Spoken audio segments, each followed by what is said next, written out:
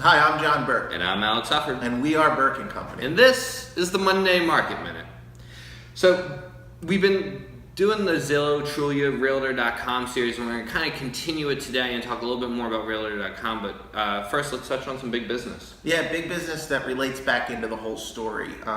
This week, an email went out across the company. We had heard just a little bit before. Long & Foster has been acquired by Warren Buffett's Home Services, same company that I believe Berkshire Hathaway real estate is underneath that umbrella. So Home Services acquired Long & Foster.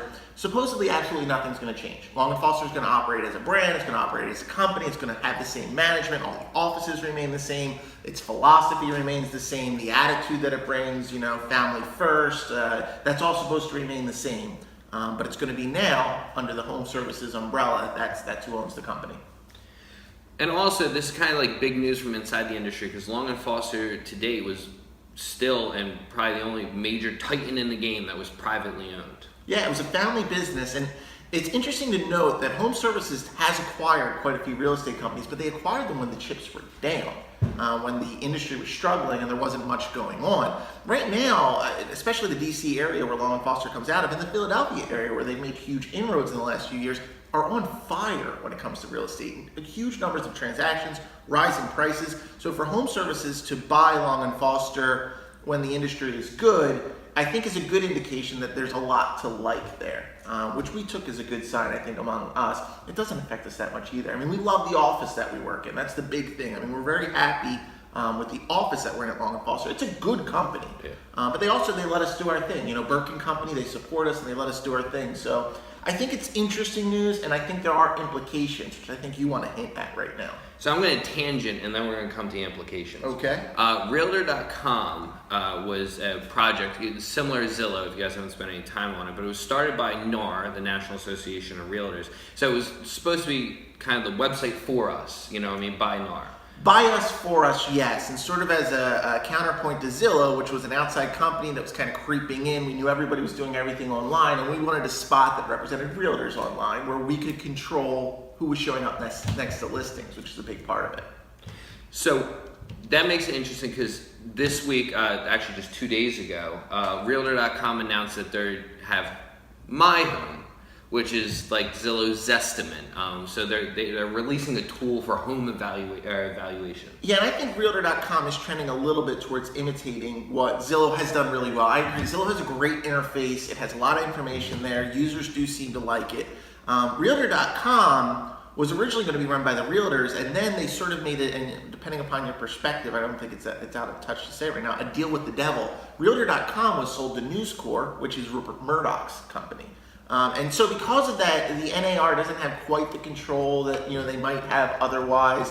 It feels like there's sort of another company that's in charge of things, and there's even some work inside the industry, and that's where this news might come back in. Some of the larger real estate companies have been working on a project for years now where they're going to launch their own website that sort of brings everything together. And whether they cut off Zillow from the information they're getting from the board of realtors right now, from the MLSs that we belong to, is a big question. But there is a project in the works, and I think these bringing companies together makes that more likely in the future, that they will try to sort of corner the internet side. So I know nothing about stocks. I can't make a stock recommendation. I don't even know any stocks. But there might be some reason to question if Zillow can hold on to what they're holding on to if they were to lose that sort of content. And is that coming a few years down the road? There's talk of it. I don't really know, but there is talk of it. So possibly like power back to the people and power back to realtors. But just to kind of keep this episode short, John, I want to bring back hot picks. Hot picks. I've got a good hot pick right now. Just listed this week. Listing I'm very excited about, 5100 Landis South in Sea Isle City, New Jersey. This is a 10-year-old townhome with a bonus room. All right, so that's like the category of homes right now. Now that category of home has been listed this fall at anywhere from $819 up to $849. We have this one with ocean views on the corner of 51st and Landis, looking down at the water. We have it listed at $769 right now. It's in really good shape. So if you're comparing that 10-year-old townhome with the bonus room In the 100 block, you're going to see our prices a lot better here. And some people might be turned off by the location. If you go and check out the location, you're going to see that you are a short walk to the beach and you can see the water all the way back into the kitchen. It's a really great home, and I'm very excited about it. With that being said, you also introduced a new listing, I know, this week. Yep. On 5th Street, Beach Block in Ocean City. It is an amazing location, so I can guess where your hot pick's going to be. My hot pick this week is football season.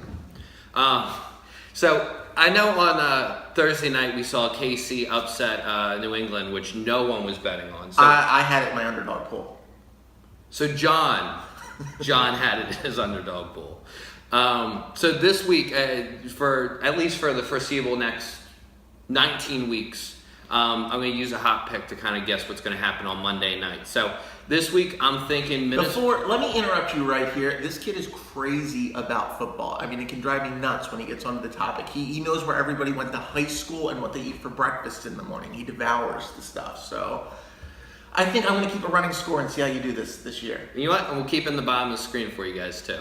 So we got 2 games this Monday night. I'm going to go with the Vikings, which isn't much of an upset. And for the later game, not as big as KC, but I really think the Chargers are going to trample Denver, which no one's looking at. So you've got the Chargers and you've got the Vikings in the earlier game. All right, we'll keep score for you. Yeah. So once again, Market Minute. I'm John Burke. I'm Alex Hufford. We are Burke and Company, and we'll see you next week.